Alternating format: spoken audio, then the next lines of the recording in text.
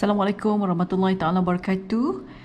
This is the lecture for Chapter 8, Strategy to Meet Shortfalls in Retirement Capital. This is one of the very important and very interesting topic. We have a limited amount of retirement fund. We have to find a way in a creative strategy for us to stretch the money or the limited retirement fund that we have in order to cater for longer retirement period. So that is basically the essence for Chapter 8. We're going to look at all of this content, basically how to compute how long a given lump sum of the retirement fund will last, how to draw up a schedule of utilization of retirement resources, how to increase retirement resources by better management of investment asset, how to increase retirement resources by adjustment of cash or cash equivalents, or by looking at personal use asset on how we can cater for longer period of the retirement, and how to reduce unnecessary expenses during retirement period. Alright, as an introduction, when a financial planner set up the financial planning for a client, it is very normal for the financial planner to discover that the client need there's a gap of the retirement fund. This is very common. There's a shortfall in the retirement fund. This is something that is very common to majority of the people. You will see that very small number of people actually have a lot of fund for them to cater for the retirement, but for majority of the people, they should face, it is very common for them to have a shortfall in the retirement gap. And if, for example, your client is still young, okay, at that age, your clients still have a lot of time to make an adjustment to reduce the gap. But what if your client already reached old age? Then it is quite difficult, or you have to find a creative way or strategy on how you can actually expand the retirement fund, the current retirement fund that the client has, as well as to manipulate the current resources that your client has to generate more income. Okay, one of the issues is basically on how long will the retirement resources last, or how should a schedule of utilization of retirement fund be drawn up so that the resources will last until the life expectancy. Okay, so in order to cater for these issues, we are going to look at the case of this client. Okay, let's say we assume that our client Gerald is age 60, and his retirement resources based on investment asset of his personal financial statement are as follow. So the investment asset that this client has is stock and shares. You can see that they have this client have stock and shares, unit trust, EPF balance, real estate, and the amount, the total of the investment assets are all 704090. Okay. And in this question, it seems that they give you two situations. By assuming all of these retirement resources are liquidated and converted into cash and FD, keep it in FD, mean that all of these assets will be sold, and once they sell all of this asset, they will get a cash, and the cash will be invested in fixed deposit at a 4% rate of return. And let's say the situation is that if this client live another 20 years, then what should the utilization of resources look like?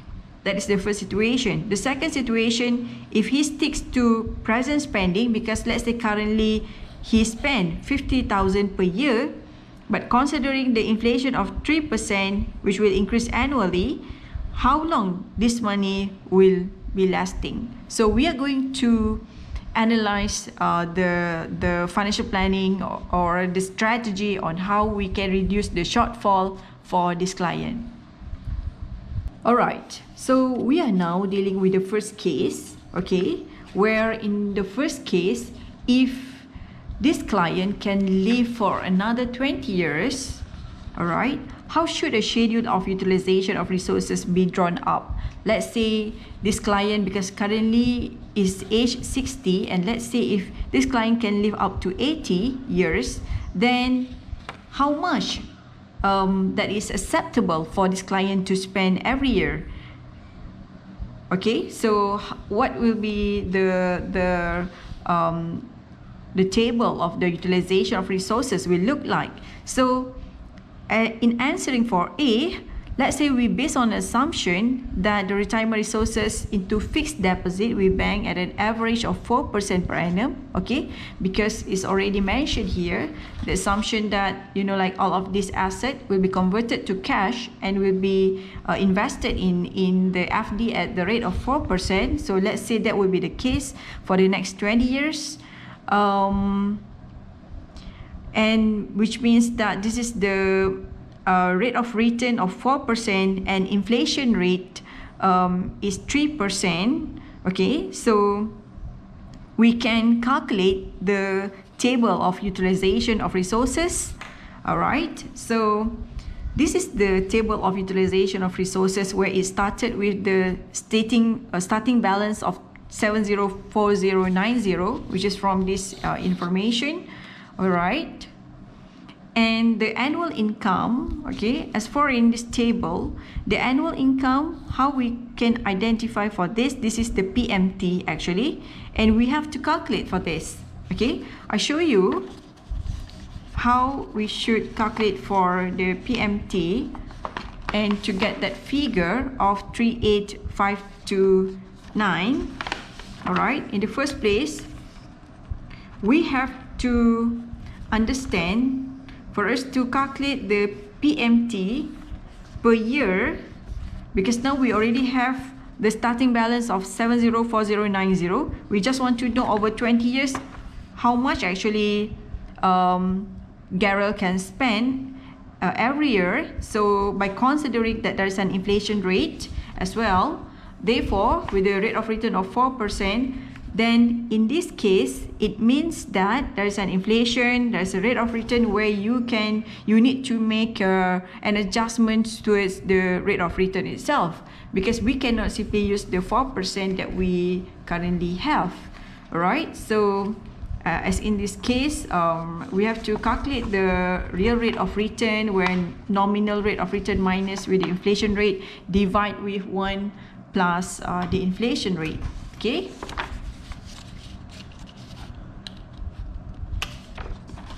all right, so nominal rate minus with the inflation rate, divide with 1 plus inflation rate, so we get this figure, and times with 100.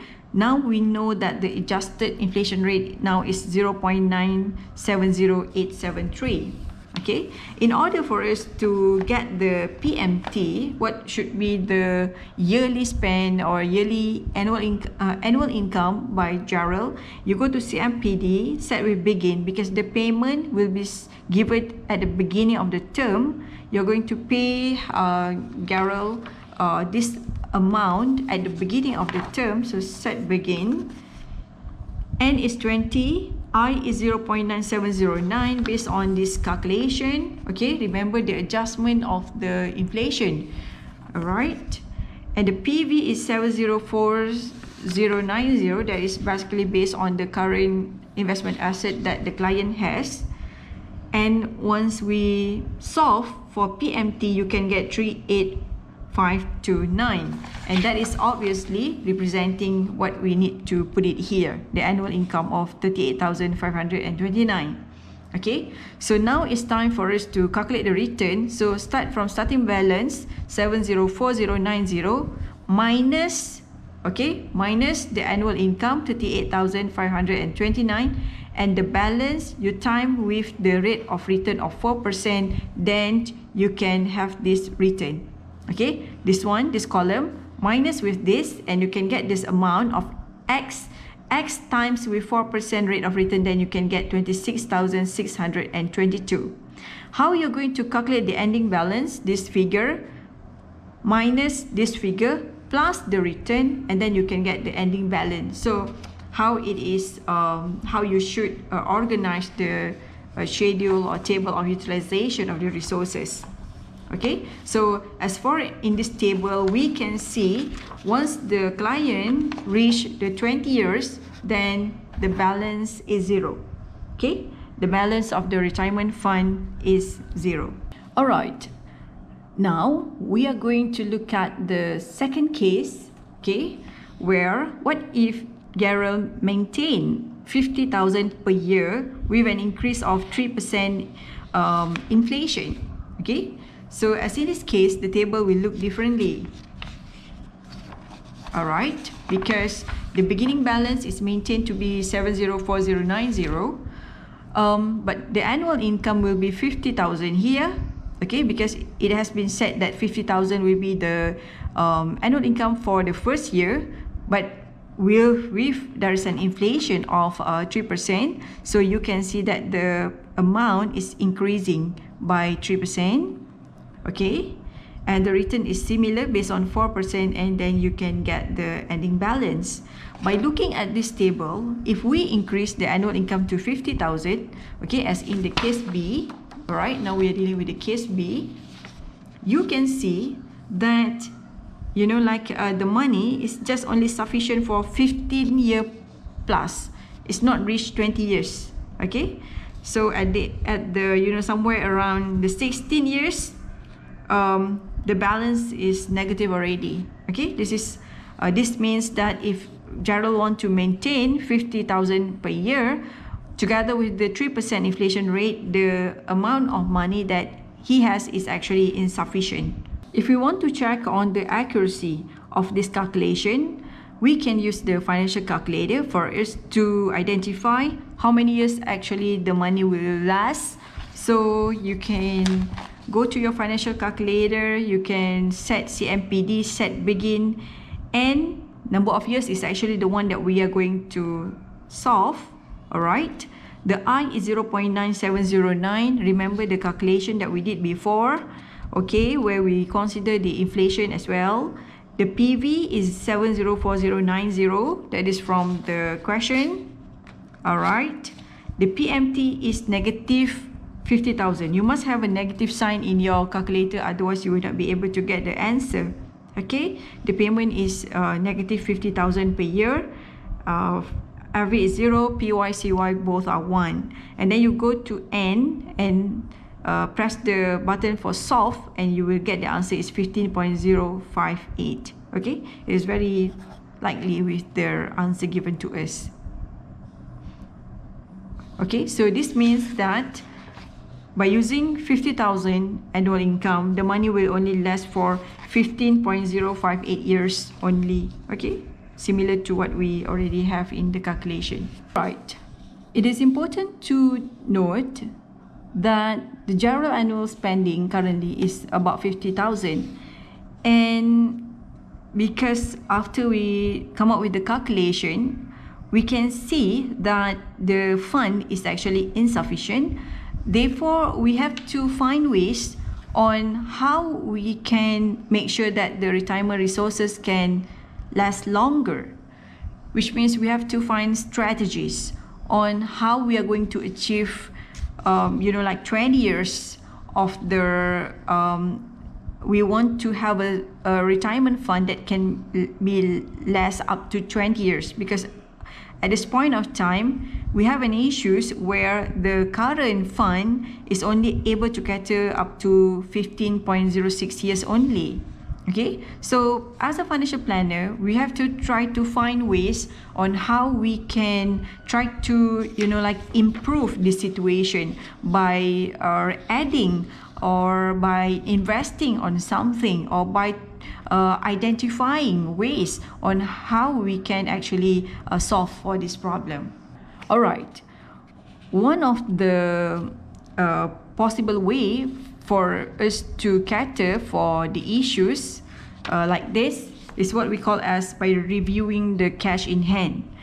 Okay, because in financial planning, you already understand that how much saving that you should have in hand in the case if you lost your job. Okay, for example, It is very common for an individual to keep a cash for the expenses from 3 to 6 months. Alright, means that as an individual, beside of the asset, we also need to have cash in hand. Therefore, in the case of this client, because this client already retired, because he is already 60 years old, alright, so we can also have a look at another possible asset that the client might have in hand, which includes other things. For example, let's say if your client have a saving or cash in hand, then it can also be calculated or be included as a part of the retirement fund. Okay, because if you look at the question just now, we can see that all of this investment asset is, there's no element of cash or fixed deposit. So if we go further, if we investigate further on the client, on helping them on how we can solve for that particular issues, we might find alternative or find ways. And let's say in this case, we found that the client actually has a saving and fixed deposit with a total of 46,000. Okay, so this is a part of the cash and cash equivalent. Therefore, this amount we can also include it in the retirement fund, because we should understand that this amount of money, 3 to 6 months backup for the expenses, we need that, because if we lost our job, then we can use that money. But in the case of retirement, at this age, this client already 60 years old, he already retired. Therefore, it means that this client already lost the job forever. They're no longer having a job. So this kind of money can be used for the purpose of retirement. By adding 46,000 into the calculation, now we have an increased value for the total retirement resources. Okay, that is now become 750090. Okay, therefore, it seems that our money here has been increased. By adding the cash and cash equivalent, we can try to calculate with the current fund that we have, how long the money will stretch. Therefore, okay, if we try to calculate using the financial calculator, you go to CMPD again and set begin I is 0.97, the PV is now 750090 after you consider the cash and cash equivalent. Now, okay, you can see that if you solve for N, okay, you solve for N, now it's increased to 16.12. Okay, it has been increased a little bit, and it is a positive, is a good move. Okay, so this is one of the alternative, because in the past, once we calculate, it seems that based on our calculation before, using the current investment asset that client has, is just able to maintain up to 15 years, 15.06 years. But now it seems that we can have another 1 year extra, okay, if we use the fund from the cash and cash equivalent. So that is one of the way for us to stretch the retirement fund for the usage of our client.